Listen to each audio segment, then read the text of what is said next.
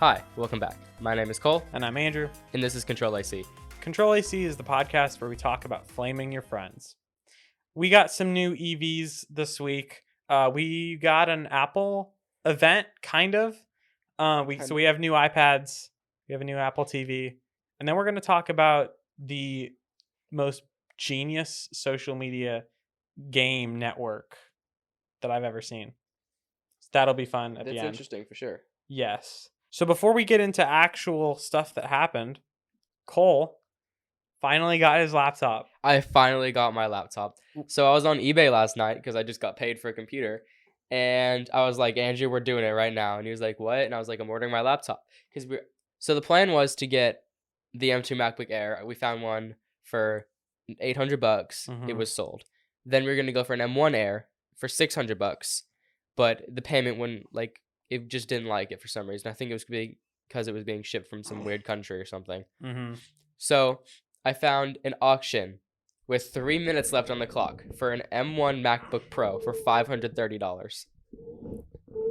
And You waited till the last 10 seconds, and I didn't have an account.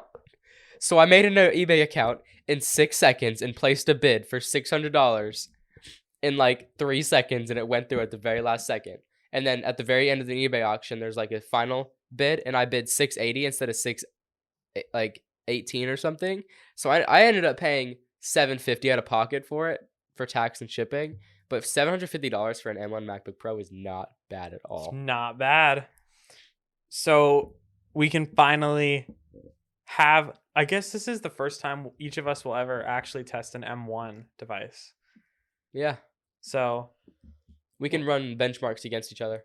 Yeah, I have an M2 Air, so it'll be interesting to see how M2 thermally throttled compares to M1 with active cooling. Yeah. I'm going to be sad that I don't have MagSafe, though, but it's okay. Yeah. Yeah. You can get that, charger, though. The little charger that you keep in your USB-C port. Yeah, I can do that. With the magnetic cord. I'll probably do that, honestly. Get 2 of them just so I can plug 2 at the same time. Okay, we got new EVs this week. The first 2 EVs we're going to talk about. If you're listening to this, you probably aren't in the market to buy this. The first one is a Rolls-Royce EV. So we got the Rolls-Royce Spectre. Spectre, I think Spectre. So. Yeah. We got the Rolls-Royce Spectre. So it is the first Rolls-Royce EV, which is kind of surprising considering Rolls-Royce is the perfect company to make an EV. Because their whole thing is you buy the car to be driven in. So you'd want it to be super quiet, super smooth. So this is the first, I think it's the first ultra luxury EV, the first super high end EV we've seen. But the Spectre has 260 miles of range, which is not great, especially for a car that is going to be driven around by a butler. I don't know how you'd charge that. I don't know. So that's kind of weird. It has 577 horsepower, does 0 to 60 in 4.5 seconds, which is pretty solid. The interior is just gorgeous. It is a coupe, so it only has 2 doors. So to go in the back of it, you have to fold down the front seat and climb in. So that's kind of weird. That is weird. I don't like that. It looks really good. The interior looks really good. It has a new suspension system, which Rolls-Royce refers to as its Magic Carpet Ride suspension. It has a ton of LED lights in it. It looks great. It's a Rolls-Royce. It is a little expensive. They didn't say what the price of it is, but they said it's going to be somewhere between the Cullinan and the Phantom. So the Cullinan is $327 Oof. and the Phantom is $458. Oh wow. So it'll be around $400,000. That's not that much money if you're rich. If you're rich, it's not that bad. But I don't know. The only bad thing about it is the climbing into the back seat and then the 260 miles of range. But other than that, I mean, it looks nice. I'm sure this is an incredibly smooth car. Like a Rolls-Royce already is like the smoothest car you can ride in. And then now it's electric.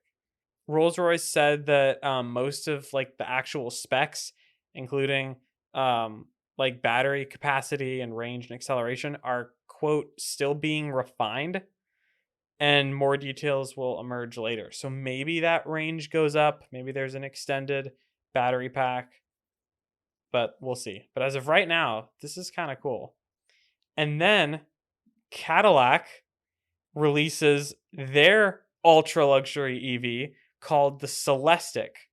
The Cadillac Celestiq is a $300,000 four-door sedan made to compete with this new Rolls-Royce. I love this car. It looks really good. It looks really good. Like really, really good. It's a very long car, and Oh, it's the not very back. tall. Oh, the back. It looks like a hearse. I have mixed feelings. The front of it looks really good. The back looks absolutely disgusting. This is, for everyone listening, if you can, just pull up a picture. It'll be a lot easier. I don't know what this looks like. It looks like a futuristic hearse. Yeah. That's kind of the best Like the explanation Spectre. of it. Like the Rolls Spectre looks really good. Like that's a beautiful car all around. I guess this is too. No, it looks like it looks like a hearse in like something like a hearse from 2028. yeah. It looks like it should Well, fly around carrying dead bodies. Am I? So the Celestiq has 600 horsepower, Not too bad. 0 to 60 in 3.8 seconds. It's longer than an Escalade. What? So this is going to be challenging to drive. It's $300,000. There's actually a good trunk. It's a fastback sedan. So you have like a weird top opening trunk. Cadillac says you can personalize pretty much everything. The whole car is, a bunch of the parts are made from like 3D printed metal. The whole roof is a glass panel. You can change the like light pass through of the roof. So that's cool. The seats look super comfortable. They have little folding table workstations. It has Cadillac Ultra Cruise, which is like a better version of GM's Super Cruise. The doors open with the push of a button. It has 23-inch wheels, so it's a big car. It is a big car. Cadillac says it will be able to build 2 of these a day. They said they're going to aim for 500 a year. So this is not a car that will be available probably for the first couple of years. I don't know how I feel about that. You can pre-order one now. Let me try and pre-order one. I want to see how much this is. The interior looks really good. It sort of resembles like an e-tron GT, but like the coupe version, or not the coupe version, like the second version that came out of the e-tron GT. I could see that. But there's not even a pre-order button. I don't know how you'd buy this. Discover the art of you. Okay, so you can create your car. It says to further enjoy this experience, you need to allow access to your microphone and head. Like it's a whole experience to customize this car. They're really serious about it. You can't customize the drivetrain at all though. No. Which is slightly annoying, but just like interior options. But I'm sure it's a lot of money for a reservation. But I don't know. I guess I would pick this over the new Rolls-Royce. I wouldn't. I don't know though. If I was spending $400,000, I'd pick the Rolls any day. But the Rolls-Royce is a coupe. You have to like climb into the back. That's the one weird thing. Like you can't, to be driven around in that car, you have to climb into the back and like I'm sure put you the can seat roll the down. seats upward. I guess, but there's one more EV that came out. I really like this one. It's the electric GMC Sierra. So we've seen the F-150 Lightning. We've seen Silverado EV. So now we have Sierra EV. This is, I think, the best looking EV truck on the market. Really? Yes. It looks really good.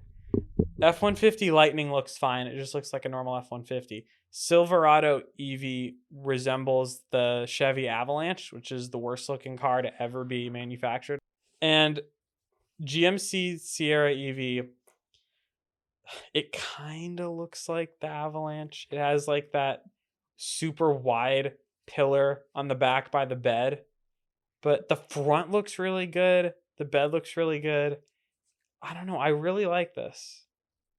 It has a huge screen in the middle, 754 horsepower, and a 400-mile range. So those are pretty good specs. And then this is kind of cool. So the whole like back of the cab can fold down. So if you put in the picture, they have a kayak in the bed, like going into the cab. So that whole part can just be open. That's cool. Yes. I don't know when you'd use this. Yeah.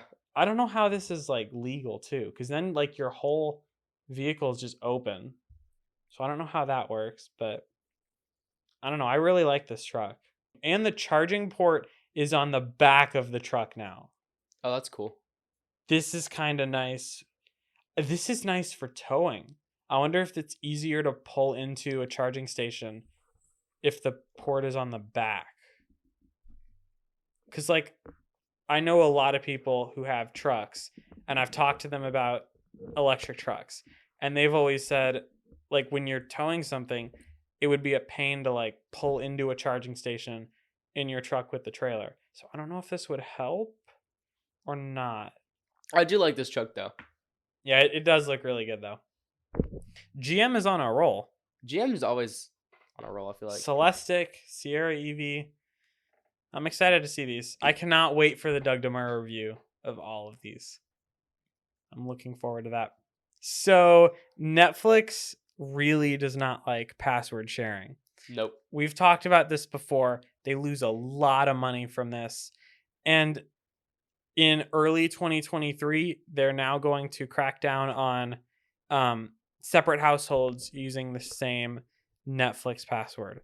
So it has a plan to, quote, monetize account sharing. It will let subscribers create sub accounts for different households. So they added their earnings results came in. They added 2.5 million subscribers. This will probably go up because of their ad tier. But earlier this year, they like lost subscribers for the first time in 10 years.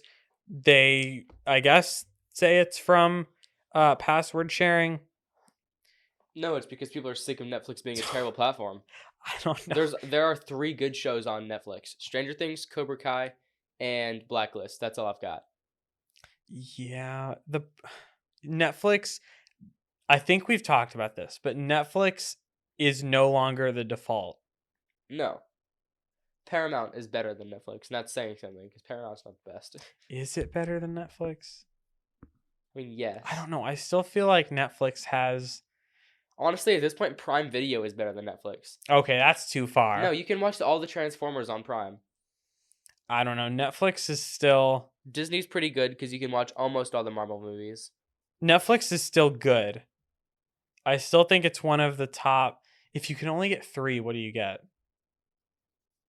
Netflix, Disney, HBO Max, yeah. or Netflix, Disney, Paramount? Actually, I wouldn't pay for Disney because I don't watch anything on Disney. So I'd do Prime Video because that would also bundle Amazon Prime. So Netflix, Prime Video, HBO Max Yeah. or Netflix Prime I like Video? HBO Max. It has a bunch of movies that I like on it. It has all the Matrixes, the Matrices, the Matrices. There we go. The Harry Potters, and then a couple other series that I like. So Yeah. I would rather HBO Max than Netflix. And we haven't seen like Disney or HBO Max talk about password sharing. It's just all. Netflix. It's Like just Netflix is Netflix. losing their minds over this. And they also have that new $6.99 tier for ads, Yeah. which is a whole nother rabbit hole we're not going to go down. So they're But just trying to like push all of the people who use, their family member's password into that ad tier. yeah, No one else is working on this though. That's so strange. Like it's just Netflix freaking out over this. I think Netflix is just whining because they don't have enough money. they're not number one anymore. Yeah. So they're like, oh no, let's make everybody's lives worse. Still less money, but you can't share passwords. Yeah. So that's really interesting. We'll see what this looks like. Once this starts to roll out, I'll share my Netflix password with you. We'll see if the Netflix police show up at your door. Yep. So we're going to take one quick break, and when we get back, we're going to talk about the new iPads and a rumor circling around.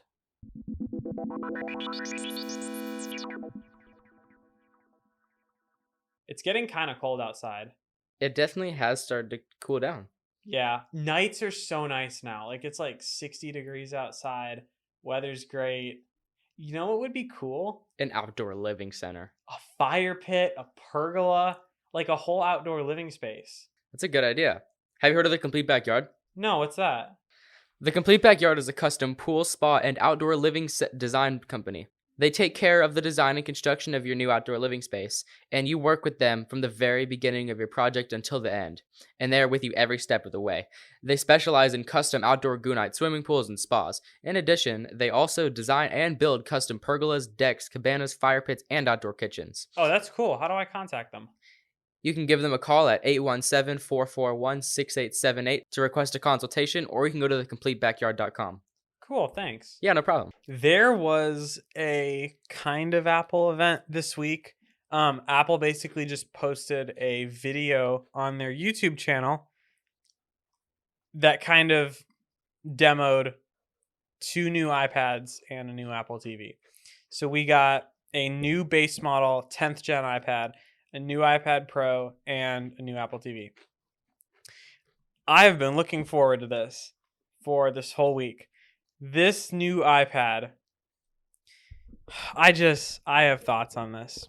Okay, so it's a new 10th gen base model iPad. It replaces the 9th gen iPad, but the 9th gen iPad is still being sold. So if we go to tech specs, this iPad is literally an iPad Air. It's the same body as an iPad Air. It's a 10.9 inch display. It has Touch ID in the power button now. It's a somewhat bezel. It's a home buttonless design with chunky bezels like the iPad Air.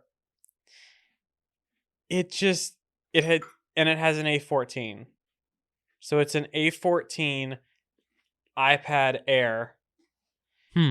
12 megapixel camera on the back. The front camera is on the side now when you're holding it vertically. So when you flip it sideways, it's on the top, which is better for video calls.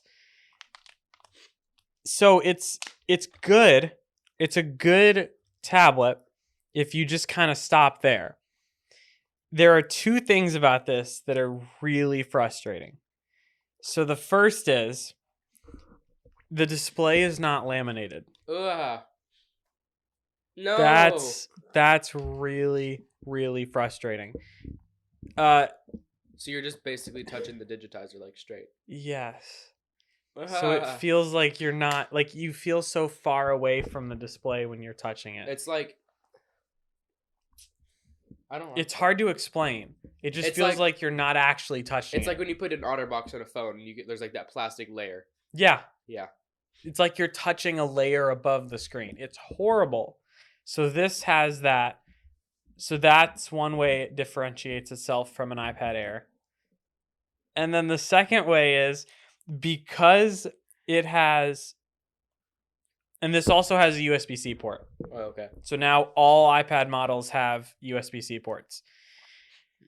So because it's a laminated display, I guess, it only supports first gen Apple Pencil. Why? First gen Apple Pencil came out in 2015. In charges with light. First gen Apple Pencil charges via Lightning. It has a Lightning like connector plug on the back of it, and you have to plug the first gen Apple Pencil into the Lightning port of the iPad.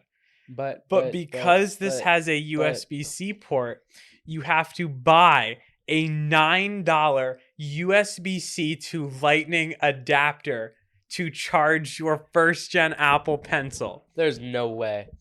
This is infuriating. This actually makes me mad. Because this tablet has so much... It looks great. The colors look really good. There's silver, blue, pink, and yellow. The colors look good. They look like 10R colors. It just... Why? You have to buy a dongle to charge your Apple Pencil. And it's the 2015 first gen Apple Pencil with a laminated display. For $450. That's like borderline unacceptable. I don't like this tablet at all. This is terrible. Like it's not terrible. If you buy this tablet, you're gonna be happy. It's an iPad. It's your best option if you want a tablet. But that is really, really disappointing. And the only reason they're doing it is because they have to differentiate it from the Air. So if you go to the Apple like iPad compare page, and you select iPad Air 5th gen and iPad 10th gen. So the Air and the iPad is just the new one, just called iPad. So the Air has the same display, but it's laminated. The Air has M1 compared to A14, same camera, same USB-C, same Touch ID, and then it's just Apple Pencil support.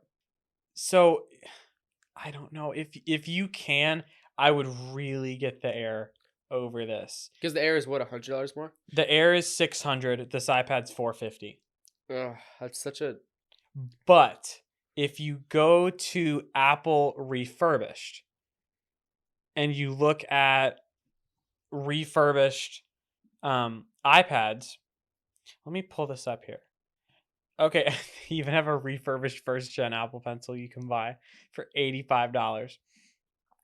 So if we go here is a refurbished iPad Air for $470. So that's $20 more than the new iPad, and that is a better tablet. You know what else is here?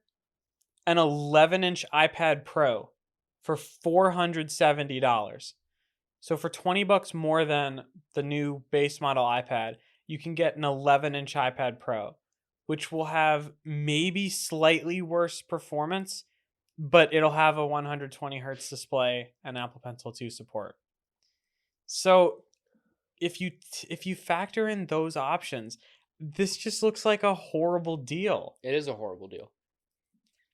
Plus the $9 for the adapter. That's really frustrating. If you buy a new first gen Apple Pencil, it will come with the adapter.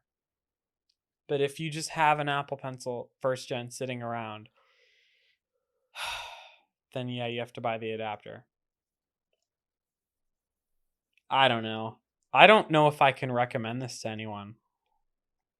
That's really frustrating. It does have center stage, so that's cool. It also has a new keyboard folio case that now has a function row, and it's finally an actual Magic Keyboard folio rather than that like weird iPad Pro squishy keyboard folio. So that's kind of nice. It has 5G. I mean, I don't know. That Apple Pencil part's really annoying. Why would somebody pick this over the Air? Like just based on price? It's just to save money. Well, here's the other thing. So a lot of people just buy the base model iPad to give to their kids. Their kids, yeah. So now this is $450. So it's a lot more money. They're still keeping around, or I think they are keeping around. Yeah, they're still keeping around the 9th gen iPad. And that is $330. So it's $120 less. So It's like the 9th gen iPad is still probably going to be the go-to iPad for like parents to give to their kids then. yeah, because it's just the cheap one. Uh-huh. So this is like the nice upgrade, but it still has the not laminated display. It doesn't work with 2nd gen Apple Pencil. It looks like the 2nd gen iPad Pro. It has the same camera. Yeah, it is. It's the same body as the 11-inch iPad Pro, 2018, and the iPad Air. So if you're actually buying this for your kids, just look at the 9th gen iPad. If you're buying this for yourself, just look at a refurbished Air. Or a refurbished Pro. Or a refurbished iPad Pro. But this is such a strange tablet. This doesn't work with the iPad lineup at all. If this replaced the 9th gen iPad at $330, then that would be a different story. But I don't know. This makes the whole iPad lineup very confusing. And then we also got a new iPad Pro. So, I mean, I say new. It just has M2. So iPad Pro 11-inch and 12.9-inch now have M2 performance. That gives it much better GPU performance. The most interesting part of the new iPad Pro is on the about page for iPad Pro. There's a picture of an iPad Pro running DaVinci Resolve. So DaVinci Resolve may be coming to iPad. That's kind of crazy. I feel like that's going to bring editing, like professional editing, to a lot more people. It's weird that came to iPad before Final Cut did. That is really weird also. Honestly, probably because Apple wants to make Final Cut just on macOS. That's where Apple's like, if you put Final Cut and Logic on iPad, then what is macOS anymore? Then they're trying to they want to differentiate iPad and Mac, but at the same time, like, they keep bringing the two products closer and closer. Like with the Magic Keyboard. Yeah, so now this new iPad Pro has the same processor that my M2 Air does. Yeah. And my M2 Air runs Final Cut and Logic, so this definitely could. And it can run DaVinci Resolve now. So now we can actually see like export benchmarks on iPad. So I guess the only thing keeping Apple from putting Final Cut and Logic on iPad is the fact that would compromise Mac sales. Yeah. So then, to further confuse everyone, we get to a rumor that Apple is testing macOS on an iPad. So I saw this. Now that's a really big, like that's actually That's a big huge. Deal. I saw this on an Instagram post from Apple Insider. It says a leaker has claimed that Apple is working on a version of macOS exclusive for the M2 iPad Pro, expected at some point in 2023. Oh. I don't know about this. You know, I bet when we're going to see it at the keynote next year. At DubDub 2023? Yeah. So would this be like a feature in iPad OS? Honestly, I bet you'd be able to just like toggle it. Imagine they called it like Pro mode for iPad Pro. iPad OS Pro. iPad OS Pro mode. You just switch your iPad into Pro mode. Maybe do it on boot or something. And then it like reboots or just like loads into... It can't be full Mac OS. I bet it's like a slightly dumbed down version. Yeah, I bet it's Mac like OS. They're probably gonna have it dual booted with a dumbed down version of iOS. So then, what Mac kind OS. of apps does this run? Can this run Intel apps then? Probably not. That's probably the thing that'll differentiate it from regular Mac OS. It has to be Apple Silicon apps. So like apps on the probably Mac App Store will all run right, but then you probably won't be able to download anything straight from the web. No. See, so that would push you to a Mac then. But Yeah. that can't be the only feature. They have to make the Mac appealing still. But at that point, once an iPad runs Mac OS, I'd still get a MacBook. I don't Because you know how much that would drain the battery of an iPad. Yeah, well, Because iPad OS is really light. That's what's good about it. It's a light OS. Mac OS is a very heavy OS. but if anyone can like make it work, Yeah. I don't know. This is really interesting. So I guess in the future, what if they just and then they could bring a touchscreen to a Mac? That's the other option. So then now you have an iPad with Mac OS and then a Mac with a touchscreen with Mac OS. Would the Mac ever run iPad OS? That's like, then you just have two products that are like the same thing, just with different form factors. That would further that would further complicate the whole Mac and iPad lineup. I feel like when we see the M2 Pro and M2 Max CPUs, we might see maybe like 120 or even 240 hertz displays on MacBooks. We have 120 now.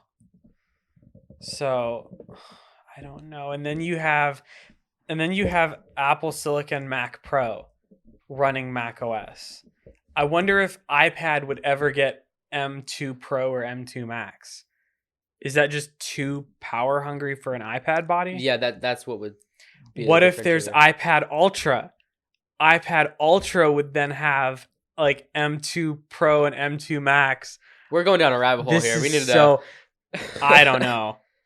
So what we're saying is there's so much potential. Yeah, and I don't know what the right direction is. There's a couple of ways they could spin this off. There's very few ways they could pull this off effectively. They either have to turn the iPad, they either have to stop making the iPad like a Pro machine, or they have to just fully commit. And make MacBooks better for the price. Does the MacBook ever become obsolete? No. I think they'll try to make it better price performance because that's the differentiator of an iPad. iPads have very good price performance. They have good displays, good processors, good APUs. Except the 10th gen iPad. We don't talk about Hate the 10th that. gen iPad. But all around, the iPad Pro is a very good machine with very reasonable battery life. Yeah, it's a very good tablet.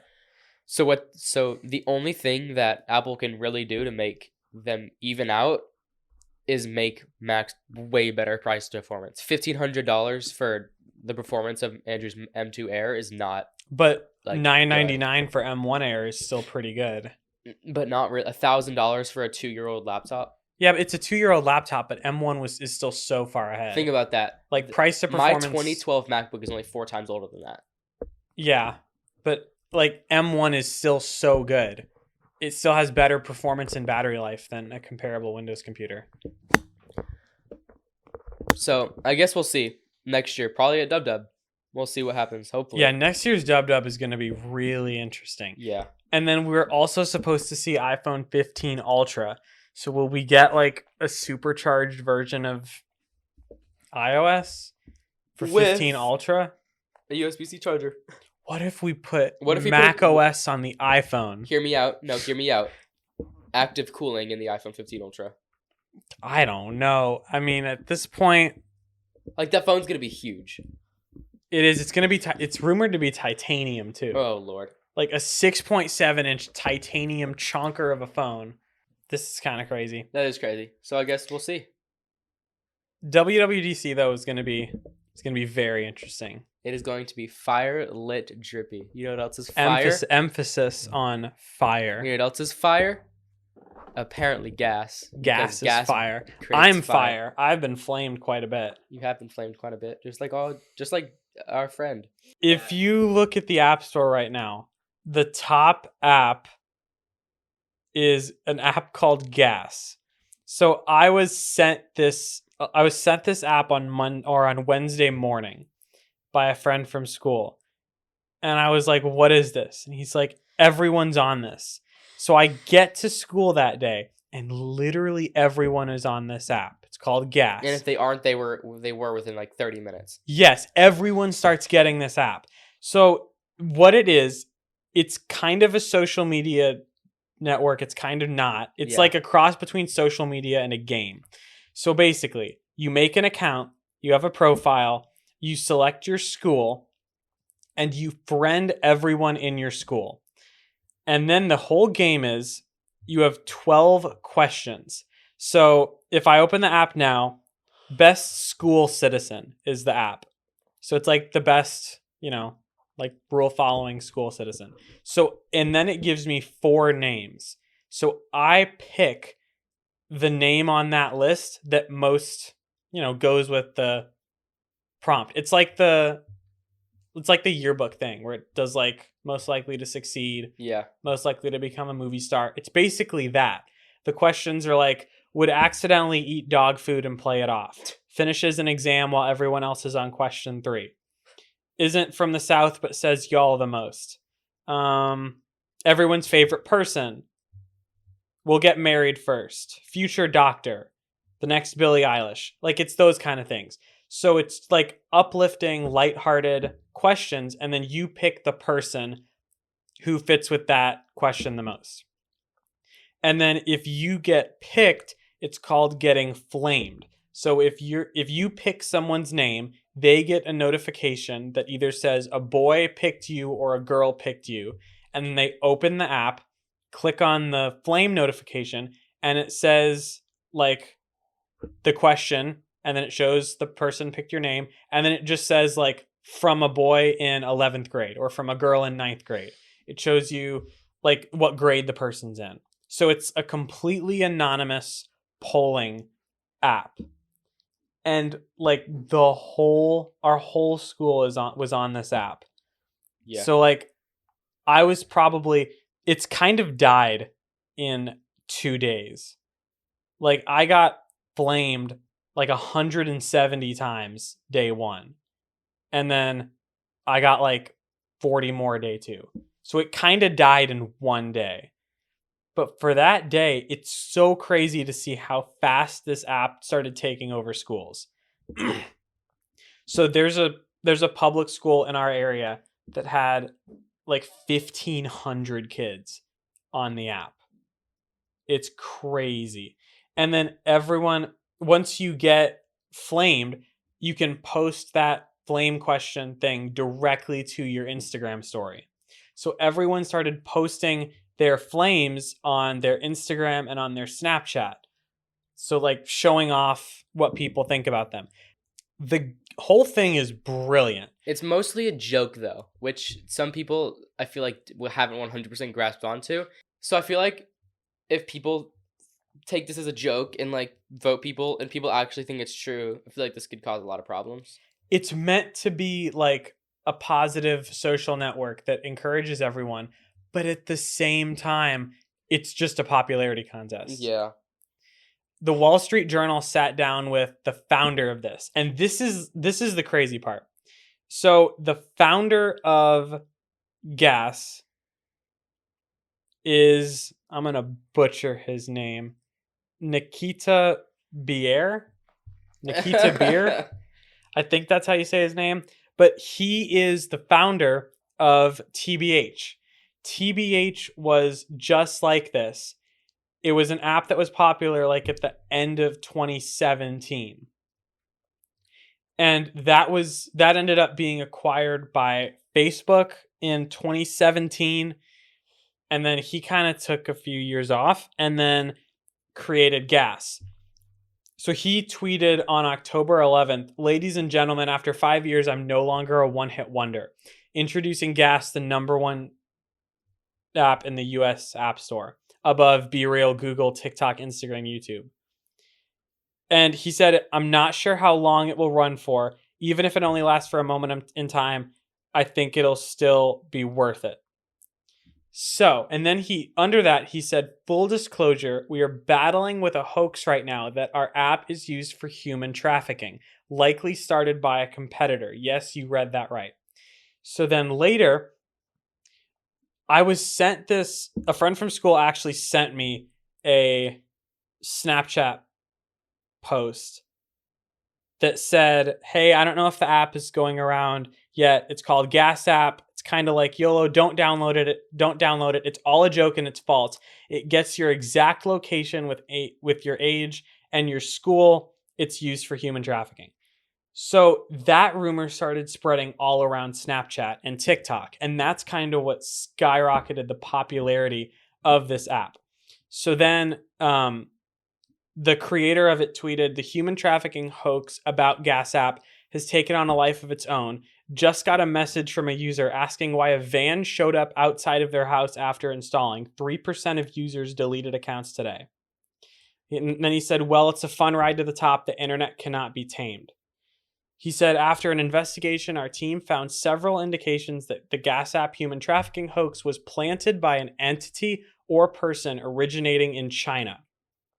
Our data shows users connecting from China when the app first began growing, and the first fake review was posted that day. The review was then screenshotted and posted to TikTok. That's where it gained popularity, blah, blah, blah. So it says they've been targeted by a competing company in China that started this hoax. So it's not real. The app isn't used for human trafficking. They have a pretty clear privacy policy. It does ask for your name and age. That's to like put you in your grade. But their privacy policy is really clear on, how they don't use that and blah, blah, blah. Anyway, the app continued to grow despite of that. So he was on Fox Business. He said 11 hours ago. So we're recording this Friday. So Thursday, he said they have 1 million daily active users. At one point on Wednesday, they were acquiring 30,000 users per hour, which is really good. This is all in schools. So, and then it's kind of dying now, but like what a run. What a crazy first day for this app. What a brilliant concept too. Cause like as positive as this app is supposed to be, it is a popularity contest. It does kind of make you wonder like what your friends think about you. It makes you like, it has a whole coin system. So you like earn coins from completing polls and stuff. You can use that to like get your name in more polls. And then to see who votes for you, you can pay for like gas premium, which is $28 a month. It's billed as $7 a week. So there's a whole premium version. It's such a smart concept. But I don't know. This whole thing is really crazy. I don't think this will have a long life at all. Like it'll probably be dead by this Monday. But like just seeing how fast this took off is really crazy. It is. It's kind of scary how fast it, like, I showed up at school. My friend sent me a text. Hey, you should join Gas. It's this new app that came out for the school. I was like, all right. I asked my mom. She was like, nah, that's okay. And then I was like, okay, whatever. And then within 30 and then minutes, I walked into class and I was like, all right, there's probably nobody on there. We had a sub that day. So we had the whole class's free time, an hour and a half. An hour and a half. I walked over, sat with a couple of the kids in the grade ahead of me, and they're like, hey, you got gas? And I was like, nah. And they're like, okay.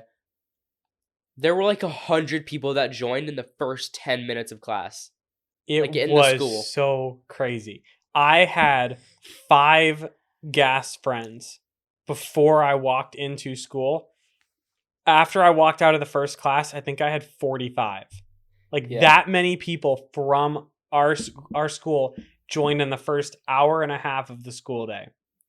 And then the polls, after you like do one of the polls, you have to wait an hour. So as soon as everyone got out of class, they would immediately do the poll. So you would get hundreds of notifications through your school day when people started doing these polls. Like I've never seen an app gain this much popularity this quickly. It doesn't have any like long-term potential, and it's only in schools. So like you can't really do this if you're like older than a high school student. You can't do this like with your work, but I don't know. For the time being, this is really fun to watch. Not gonna lie, I don't think I've ever seen an app blow up this quickly. No, like ever. TikTok didn't blow up this fast. Real. Be Real didn't blow up this fast. This is really like this. I've never seen something like this. And then what's interesting is it kind of varies school to school too. I texted my friend who goes to a school like 30 minutes away from our school, and he said no one at his school was talking about it. And then I texted my cousin who lives in a completely different state, and he said, no one at our school is talking about this. What is it? So it's not even available in every state. It's I think it's like 47 states or 48 states it's available in, but it varies school to school. But I mean, at some schools, no one's on it. At some schools, the whole entire school's on it. Like teachers are getting on it. It's crazy. But yeah, now the proper question to ask at a job interview when you're interviewing a candidate is, how many flames do you have, sir? Prove your self-worth as a human. What do your classmates think about you? I wonder what the next thing like this is going to be. I think it's going to be right alongside the same concept. Something like that, probably. Yeah. How popular are you? What do your friends think about you? That's what keeps you coming back to the app. The notifications are also silent, so your phone doesn't ding when you get one. So you have to just keep picking up your phone to check it. It's so brilliant. It'll be dead by next week, but it had a mighty good run. So did this episode, which has come to an end. If you have any questions, comments, concerns, or you want to send us the most exciting Apple product of the year, the Lightning to USB-C Apple Pencil charger dongle, you can tweet at both of us. I'm at UtterlyDrew. And I am at Cole WW Webb. And we will see you next week.